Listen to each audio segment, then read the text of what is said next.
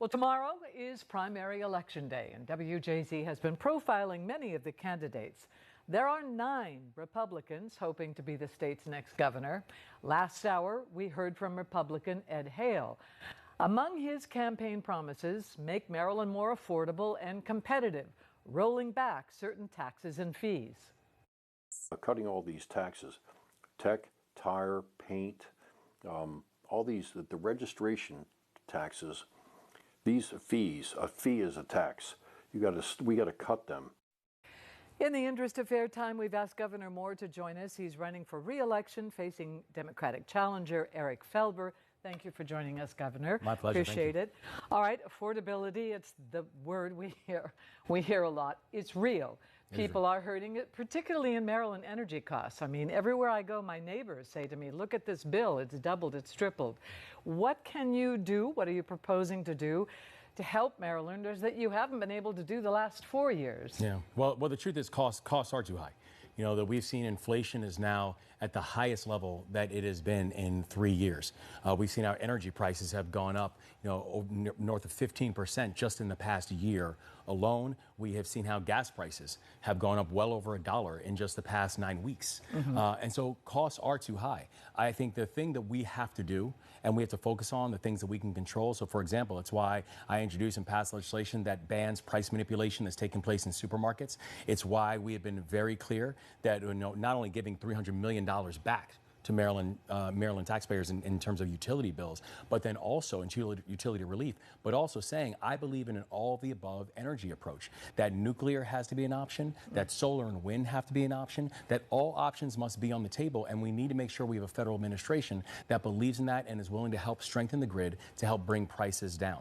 And so on every single level, whether it is additional more support for housing, whether it's making sure that we can cut the inflation, making sure we can stop fighting foreign wars that none of us understand, which is causing energy prices and gas prices to skyrocket, that we're going to do everything in our power to be able to make sure we're lowering cost for the people of the state. So you are talking about reconsidering nuclear. Ed Hale also said that he thinks that plants that have been shut down should be reopened to create more energy. Yeah, I would say I've been pushing for nuclear energy for years. I am someone who very much believes that nuclear is a clean energy source and it needs to be added to the grid. I believe we need to have all energy sources that are adding to the grid. But by reopening plants that close not because of an ideology, but they close because of their business model. There was nothing about any of the plants that closed that said, well, ideologically they need to be closed. They just didn't have a business model that forced them to survive.